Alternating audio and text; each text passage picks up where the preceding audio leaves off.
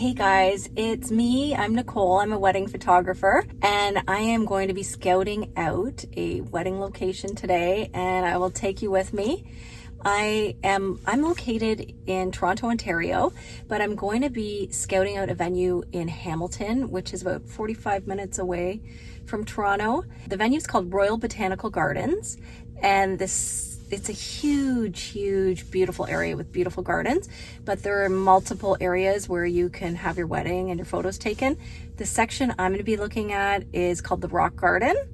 It's the end of May and all the trees are starting to bloom and it's looking really nice. I'm going to take you around and I'm going to tell you my thoughts in terms of various locations for photos and what my plan will be. Okay, see ya.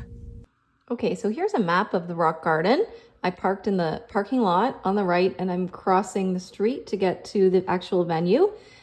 As you can see on the map, it's a garden with a lot of rocks and it's actually sunken into the ground and there's a nice stream running through it. And you'll see soon there's going to be some gorgeous flowers there as well. Here's where the reception will be. Beautiful light, which will be very nice. I'm just outside the reception space and there's these nice covered patio areas. These could be a great option in case it rains.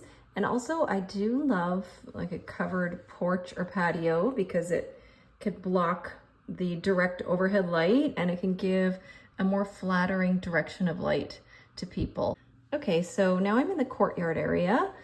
I thought I could use this space for photos, but now looking at it with the direct overhead light, there is no shade.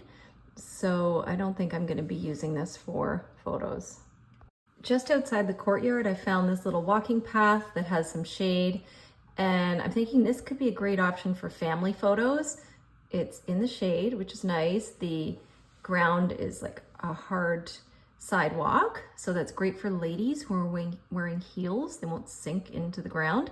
And the background is very nice and neutral. So this will probably be where I do family photos. So here's a walking path that's easily accessible from the entrance. And I like this because you can see there's like a nice shady spot here. So if it's full sun, we'll get even lighting here and beautiful tulips. I'm thinking I might do the first look here because it's easy to access. And like I said before, nice shade, beautiful tulips, and hard ground.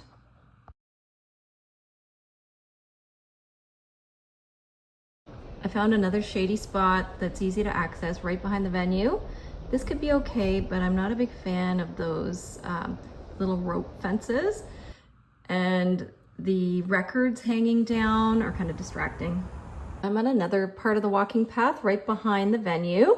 And this area has some other nice flowers. I'm just checking the direction of my shadow so I can see the direction of the sunlight because I'll be probably shooting around the same time, so it'll be similar. And if I wanted to shoot here, I'd probably have to shoot them backlit.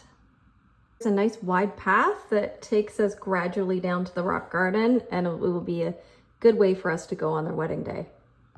Here's another way you can go down to the rock garden, but I won't recommend going this way. I don't want anyone wiping out. So now I'm at the base of the rock garden. This is the main area of the garden. And as you can see, it's really nice. There's this bridge and the bride and groom had mentioned that they would like photos on that bridge. I'm just noticing from the shadow of the railing, you can see the direction of light. So if it's a really sunny day like it is today, on the day of their wedding, I'll have to keep that in mind. And I'm thinking I could pose the groom leaning up against that railing with the bride next to him. And he's a lot taller, so his body would cast a shadow on the bride, and that would create even light on both of them. There's this really nice water feature here, and I would definitely like to take some photos including that. As I'm walking around this area, I'm looking at the direction of light and how I could pose them.